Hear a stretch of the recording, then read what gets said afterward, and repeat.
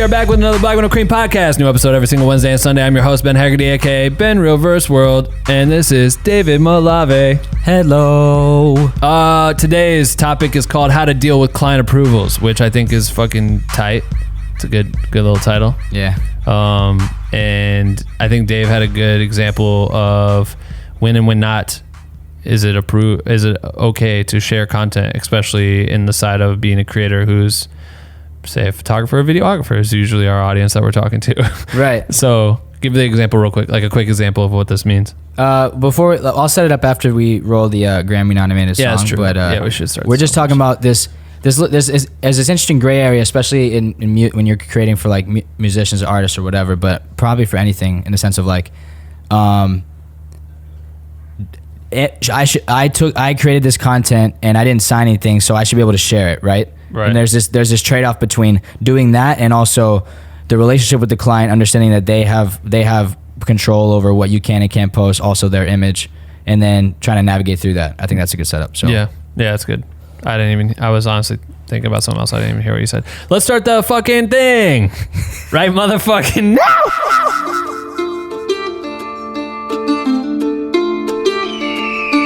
Welcome to the morning roast, a place where you will get the most info from a deep dive into the topics that really need life with your host Ben and Dave, coming to you live today.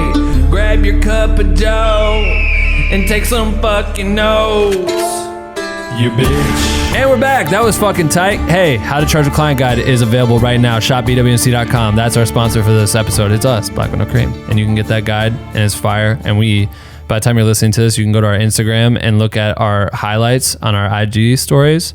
And we have some fucking amazing reviews that we've gotten from a lot of different people. So we packaged it into a cool little thing that Dave's been working on with Ian.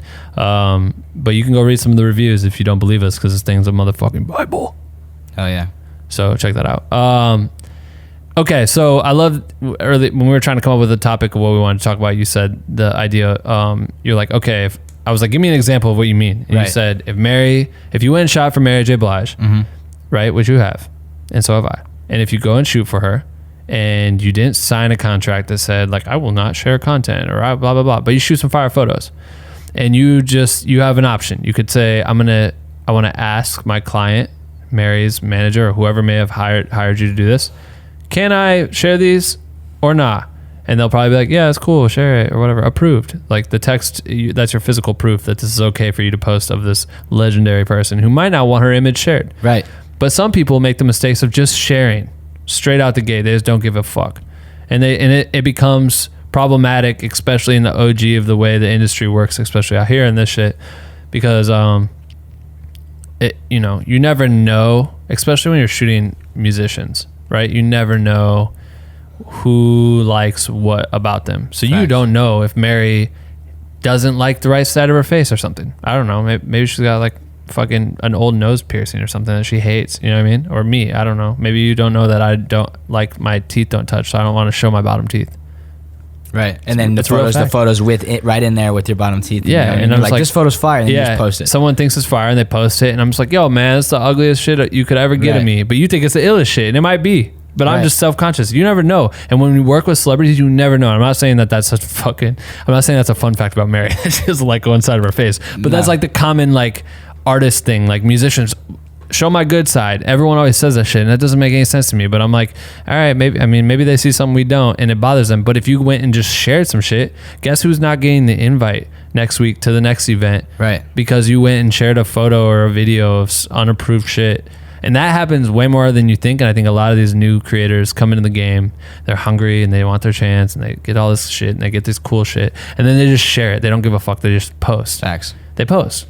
Hey, look where I was. Look who I was with. Blah, blah, blah, blah. And you never know who sees your shit. And it might not maybe the artist doesn't see that you shared something about them, but their people do. And their people see that shit and they're like, yo, what the fuck? Like, it happens to me all the time. I'll see stuff where people will share stuff or that won't properly credit certain things. And it's like, you have to ask them like, hey man, can you make sure that you did this? Or hey girl, I hate saying hey man, but I call all people kids as well, so whatever.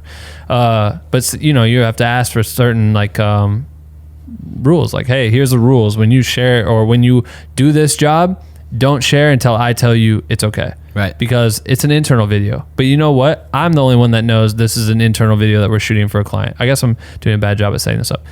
Hey, Dave, I would like to book you to shoot a job next week. Are you down? Yes. Cool. Be here at this time, and this is what I need from you. I need a recap video and and 15 photos. Sick. You go and shoot. You get the recap video. You send it to me. We're all pumped. 2 weeks later, you post all that shit on your Instagram. It may have been my fault that I didn't tell you not to share, right? And I didn't. So you went and did it right away. And if it was my fault for not telling you, I would hit you and be, hey, can you take those down? Because guess what? That's all internal stuff. The content that you got is of products that we're about to release next week. Right. So you just leaked all the shit. Or the album isn't coming out yet. The album doesn't come out yet. We're timing it with a single on purpose. Exactly. And you just fucking jeopardize that. That's definitely, like, especially in those situations, I think that's the producer or whoever's booking you's fault. But no matter what, you should always ask first. Like, hey, thanks for letting me work for you. Hey, like that person, or I would have never gotten in the room without you. Is it okay if I share this on my Instagram or whatever the fuck? Right. And then people can tell you yes or no. But I think that's what I see happen most of the time, and that's what gets people losing or breaking relationships or whatever. Definitely. I think when you... It's this tough thing because especially with the Instagram now, like creators want to show what the fuck they do or whatever. You go into a job and you're like, cool, when I come out of this, I'm gonna be able to post this. You know what I mean? Like it's this like kind of feeling you have, even if it's like deep down or whatever. Right. You're like, you want the proof of the content. Right. Everyone wants to prove. Like it sucks, but you start realizing, especially out here, like there are a ton of jobs that no one else can know about. Or like no, you won't be able to share what you did. You won't be able to share what you created. You won't be able to share who you're with or whatever because you don't have the freedom to post the content. And that's kind of frustrating sometimes, but. What you learn is like the relationship with the client is the most important thing. Mm-hmm. So is it valuable for me, or is it worth it for me to send it and just post this photo so I could say I was with this person, or I could say because it's not always just because you're with some person. Sometimes the content is fire and you want it to showcase, right. But it's like, is it worth it for me to do this so I can put it right here, or is it worth it for me to just build a really long lasting relationship with this client who I could probably gonna hire me 3 more times, or you know, is going to book me for a bigger gig or whatever. Right. And I think there's a trade-off, and it's like, there's gray areas sometimes because it's like, cool. That's what I've thought about some of these festival photographers. You know what I mean? If you just shoot festivals all day and you're working for the festival themselves or the whatever company's putting on the festival, like you're not working for the artist directly, which means you kind of have this natural separation where it's like, you don't have to abide by the approvals of the actual artist necessarily, unless likely the artists are like, hey, only photos that can be shared are the ones that we approve, blah blah blah, and that's probably a stipulation that they'll tell you. But other than that, you probably have the freedom to do whatever you want. Well, yeah, you usually have those first 3 songs, and that's kind of like anything goes. Anything get goes what from you there. get and post what you post. Like Right. It's fine. We approve that. Like then you're good. But Yeah. if you stuck around after they told you don't post 3 because they know I wear this purple shirt and the 4th song and I'm sweaty as fuck during that moment, and all of a sudden I see it all over Instagram on Complex and XXL sharing it and whatever, you know what I mean? Right.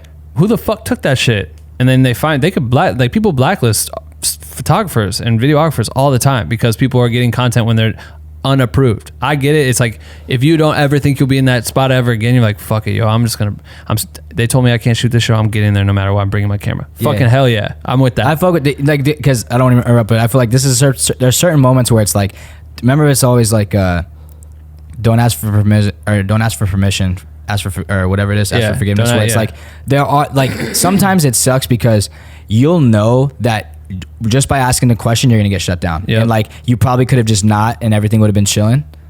But you have to know, like, if there's a direct relationship, this person hired you, right? Even if you don't have an obligation to them, that relationship is important. And you flying by the face of like whatever standards are in place can jeopardize that. Right. Now, if you're going to a festival and you think you have an opportunity to become like, there's a lot of festivals that happen in your area and you could be the potential person that they call on every single time they have a festival and they want you to be one of the main photographers or videographers or whatever, going in and sneaking into the show, probably a bad idea. Right. Going and getting unapproved photos, probably a bad idea. But if it's like a one-off, like when I was at Coachella with Schoolboy Q, and we're there and he had a show or whatever, we went to see, I don't know who the fuck was playing, and then we went to 50 Cent. 50 Cent was like No. 50 Cent wasn't there. It was I don't remember who the fuck it was that was performing, but they kept bringing out LL Cool J. Nah, I don't remember who it was. Oh, that was Coachella. Yeah, Coachella, and they were bringing out mad artists, like just one after the next. Like all these people were coming out. I'm like, damn. And I got into the pit because Q went before me and I was trailing behind because I had I don't know what I was doing. And I get there and like it was such a bitch to get inside this pit because he was already in this VIP section right up front. Whatever. I was like, yo, I'm that artist photographer. Like I need to be at this with this dude. Like I have the pass. I have everything I need. And they were like, no, you can't have a camera. Can't have a camera. I don't give a fuck. I'll keep my camera in the bag. All right, cool. They were for real about it. Like they didn't want no cameras out in the pit. Right. And I was just standing there and everyone was going crazy. And 50 Cent walks out and I'd never seen 50 perform and I fucking love 50. And I was like, fuck it. And I grabbed my camera and I popped up. I waited specifically like for a moment. Like I didn't want to just start shooting just to shoot because I knew I was going to get shut down right away. And I waited. And then 50 did some dope shit. Where it was right by me. It was the perfect time to get this perfect shot. Right. I fucking pulled up and the guy grabbed my camera. He's like, you're done. You're out of the pit. I'm like, I don't give a fuck. And I left. I was like, I don't care. I went home. I got on my phone. I edited my photos real quick, posted them. And then, fucking it's 50 reposted that shit. Fucking suck my dick. So it was 50 or it wasn't? It's 50, like his. No, I'm saying, was 50 on? Oh, I thought you said it wasn't 50. No. 50, it wasn't 50's show, but 50 came out as like a guest. Yeah. And that I didn't care about filming or shooting anyone else, but that was like the one moment. And I didn't care because you know what? Coachella's not going to fucking hit me up. Right. Because about that shit. Exactly. And 50 probably, who gives a shit? They asked me for the photos, so then they shared them. It's that, and that's the gray area. That's like the thing we're talking about is like that gray area. Like in that situation, who's your enemy? The security guard that doesn't give a fuck about your job or what you're going to do in the future. Exactly. That's what you have to play. And I think so many people and the reason why I thought of this, I wish I had to post, but there's been plenty of posts in Black Window Cream where it's like, hey, they told me to come out I was able to shoot the show. I shot for free.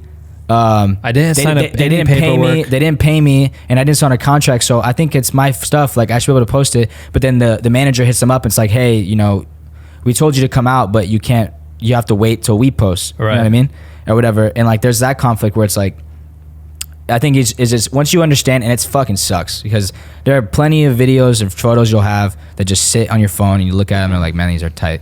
But you wish they could come out, but they can't. And you just moved here, so you don't even know the worst of it. Like, imagine shooting like a major music video and having to get shelved. Right. Do you know how many times that happens to fucking not just a director, but an editor, a DP, the whole crew, everyone that depended on this being on the reel? They go there, they're proud of the work, and for some dumbass politic, whatever it is, video gets shelved. Do you know who doesn't go and just post it anyway? Everyone on that job, because they want more jobs. And if you're the director that just leaks your music video because you're upset and you wanted to show how cool your shit was and blah blah blah blah blah, no one will ever fuck with you again. But I don't know how many times, how many jobs, how much shit is on my drives that will never go see the light of day, and I know it. Like I just know it, unless for some reason it's used for some shit in the future. But like, maybe when 10, 15 years from now, I'll be like, fuck it. Yeah, because who knows? Like, you never know. Like, people share those ill ass shots of Biggie and Pac and all that shit, and it's like mad years long. Who knows if it was approved back then or whatever? But at this point, there's like, yo, man, this is legendary content, and it doesn't do this person injustice. Injustice, yeah. You know what I mean? Like, it serves them. Yeah, it serves them and looks good. Like, I know shit that is unapproved of mine is fucking fire in every aspect. Oh, yeah. It just didn't get approved for whatever reason, just because it's too late. Sometimes it's approved and everyone likes it, and then it doesn't come out. And it doesn't come out. That's it. It happens. And that's just some part of it. And I can't just post, but you know who would? So many motherfuckers on Instagram, because they will die if no one knows that they were in the same club as Cardi B last night. I need you to know, look at my Instagram stories plus this. Right. You know what I mean? Like, you're a dweeb. Do not do that shit. Do you want to work in this industry? I swear to God, do not do that shit, because no one it will catch wind, and people will learn what kind of person you are, and people will learn that you're a clout chaser and that you need to be sitting there and you need to be in fucking getting everyone. It's cool. Okay, cool. You get invited to some of those events and you can. You can take a picture of whoever the fuck you want and post it, and no one gives a fuck because you're just there. Right. Do that. Fuck it. Go have fun. There are plenty of people who make a wave by doing that type of shit. They make a whole wave, but there's people that literally like trip about not getting a shit approved, and they get mad and they fucking are pissed, and they're like, should I sue this person? Right. No, you are dumb. You are fucking dumb. Chill. At the end of the day, you got to realize, and the content is like it's bigger than you, in the sense of like, you're this person, but this person has an entire brand and image representation, and they want to control what content comes out about them. Right. And they have that right. And we may have a right. You may have a right in the sense of legal copyright or whatever, or legal ability to like have ownership and the ability to share on your photos. Right. But they probably have some argument in the sense of like their likeness, and you have to learn that like there's that battle, and and the more you just sit in your pocket and understand, cool, let me play by the rules, which sucks sometimes, but you play by the rules. I feel like you win more. You're gonna get way more wins than you will else.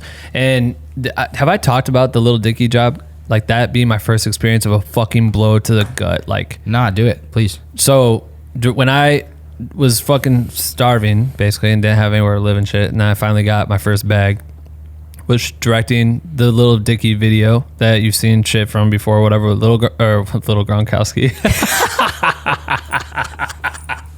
With Little Dicky and Little Rob Gronkowski. And Little Antonio Brown.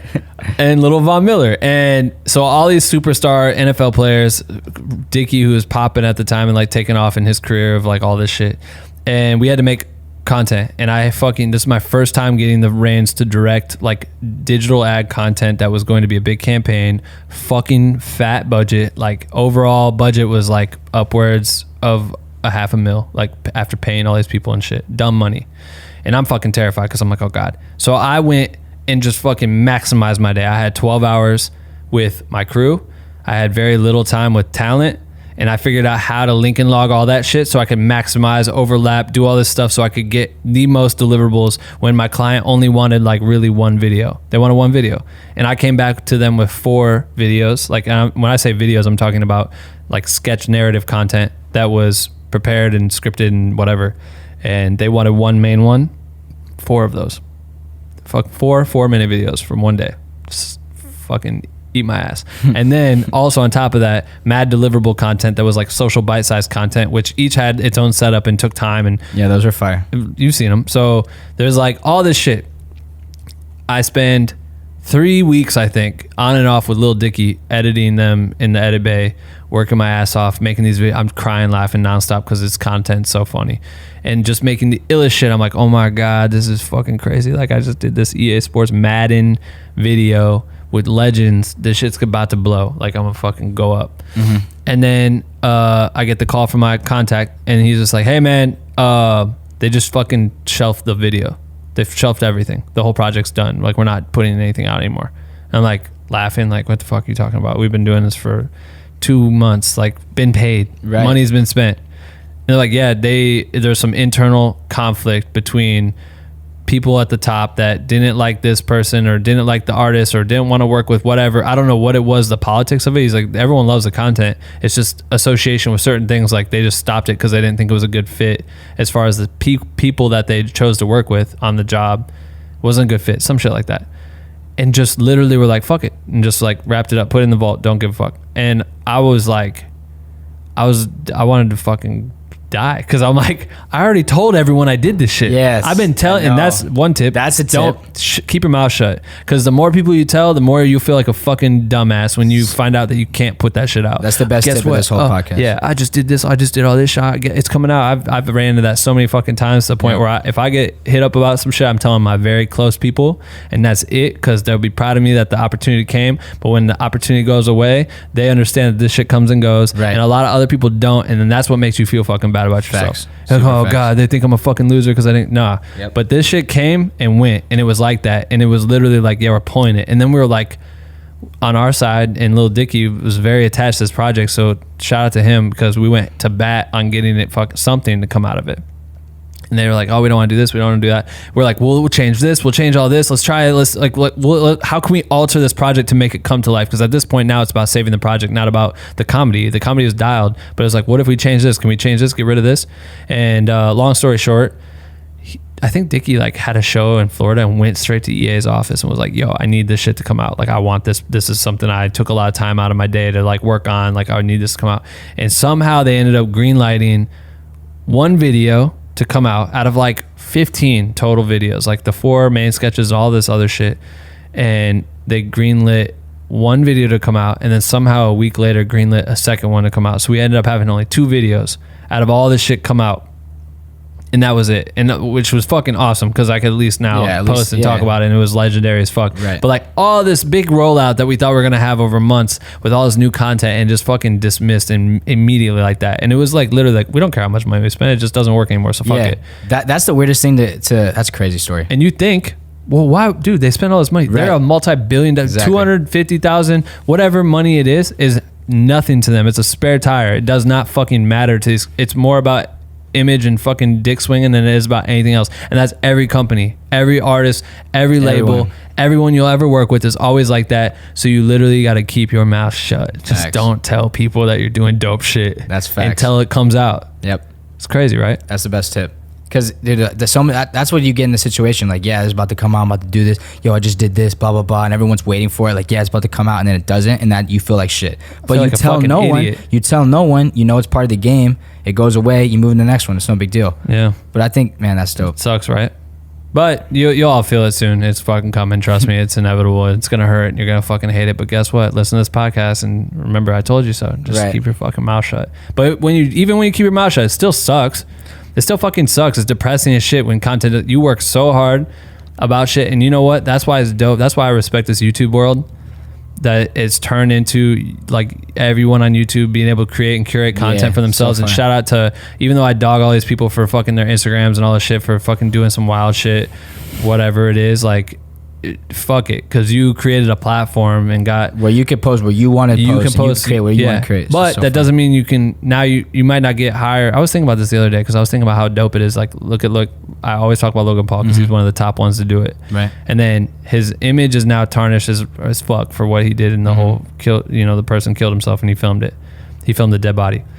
Okay, cool. That done, right? But even with that, his fame is so big for his comedic shit that he does that he was starting to get movie roles. Now he's like, I'm an actor. I do all this stuff. But then I'm like, man, I bet it would be like really hard to see him pop up in a movie right now as any role. Yeah, no one will touch him. It would just, I don't think anyone would touch him. But even if he did, you know him so well because his platform's so big that you would like, I don't know if you could like take yourself out of it. Whereas you go on any movie now and it's like, you know, Stranger Things. Like if those kids were all fucking around on TikTok before they made Stranger Things, would I take Stranger Things as serious? Or did they find some fresh talent that didn't exploit themselves right away and grow a mad platform? That's what they did. No, they did. All those kids were famous before that? No. Oh, that's what I'm saying. I'm agreeing with you. Yeah, right. So it's like, I don't know. It's interesting. No, yeah. I mean, that's an interesting topic. But yeah, I mean, they can. That's the cool thing about. I mean, dude, if you want to have your own platform, create your own content, do whatever the fuck you want, and that's what we struggle with too. It's like if you want to post shit, just create. I wish we had more. I wish I created more for myself. Shot more shit, did more things on the side. But we're creating this, which is dope because this is what I think it's. I just said it on Twitter the other day. I'm like, I feel so depressed because I haven't been creating anything for myself, and that bums me out. But at the same time, we're creating this thing, which I think is going to be mad fucking huge. Yeah, it's a different form of creating. It's a different form of creating. It's giving other people a place to create their shit. But like, I think did we talk? I think we talked about Casey Neistat once. Did we use like an audio recording of him before in a podcast? Yeah, we did. We talked about I think we talked about it in like structuring your days or some shit. I don't remember. But he was talking about how he structures his days, and he's like, from 8 to 9, I do this. From 9 to blah, blah, blah. But what I wanted to get to is his story is like the epitome of why I like this YouTube shit, or why I respect people that find a way to create their own lane, because it's very hard to fucking do. But Casey, if you do not know who Casey Neistat is, I don't know how. Go find him. Watch any videos. But the way he became popular on YouTube was because he was already crushing it on the internet randomly before YouTube was like what it is, and got found by HBO, wrote, starred, directed, wrote, and starred in his own TV show that premiered on HBO. But the biggest thing that was interesting to me was he went through and got it. It came out. That motherfucker came out on HBO, but it came out at like 11 or midnight on like a random ass day, like a weekend or some shit when no one was watching HBO. And it took him like 3 years from start to finish for this show to come to life. Start, do all the pre-bullshit, blah, blah, blah, blah, blah. Shoot it, edit it, get it all greenlit, blah, blah, blah, blah, blah. Finally premiere it. It comes out, gets a shitty slot at night, and most people didn't even really know about it. But you have a show that goes out on HBO. You got fucking a big bag, probably a fat bag from HBO. Mm-hmm. But still, he was like, "Yo, it frustrated me to the point where then I just went and made a video and posted on YouTube because I became in control. I was in control of my creative, which was the same thing for HBO. It just had to be dealt with a bunch of suits had to fucking pick at it and shit, and then." I go to YouTube and I can just tell stories and post them tomorrow and make my little movies, and I'm in control, and I know when they go live, and I can talk to the fucking fans that listen to me, and I can communicate and see these people and talk to these people, and I'm like, yo, fuck, I hate getting shut down. So that's one way I could go to not do that shit. Right. And that's the same thing we talked about with, I love that, because that brings us to what we talked about with Create For Yourself, that morning roast. It's called Create For Yourself. Create For Yourself, yeah. And the idea of like... was that the podcast with Casey in it? No. Oh, this is a sidebar. But it's like we talked about 𝐅𝐿𝐋𝐋𝐖, where it's like the best thing you can do is make your own. When you're making your own stuff to like push yourself, then you have all the freedom, you know. And it's like, why wait? Like it's crazy because, you know, half of the passion or more, like half it, you should be happy with just creating for the sake of creating, right? We talk about that. We're like, you're happy, you're fulfilled because you created the video and you shot the photo, or you the process of it, right? But the other half, or 30% or 40%, is the sharing part, you know? And part of the art of creating this stuff is we want other people to see it. So when that's taken from us, it sucks, right? Because like, and then you might think like, oh yeah, who cares, you know, if you just care about people seeing it. But I feel like that's actually part of the art form. Part of the art form is creating it and then letting someone see it, right? Mm-hmm. That's like half the passion we have. And so when you're working for this shit in this industry or whatever, there you have these people that are like interrupting that process. They're like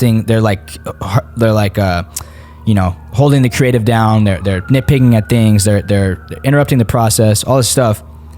And you just have to learn from that. But then sometimes you have that little passion that kind of wanes a little bit because you're not having the freedom to just post or share or do whatever you want creatively. Right. That's why I think it's so dope when I see like people like 𝐅𝐿𝐋𝐋𝐼 or anyone when I follow them and they're just going out and just creating shit like off the top of their brain and just doing stuff for themselves on the side of their projects to fulfill that itch and like really like do something where no one has to tell you. Like there's nothing better when you can make something and no one can tell you what to do with it because it's yours. Right. And that's so tight. And when you start working so many client jobs, you like lose that passion. And I think it's important to try to like get to that point, you know? Well, and I think eventually over time, clients will start to recognize your worth and what you do. And at that point, they will allow you to become creatively free.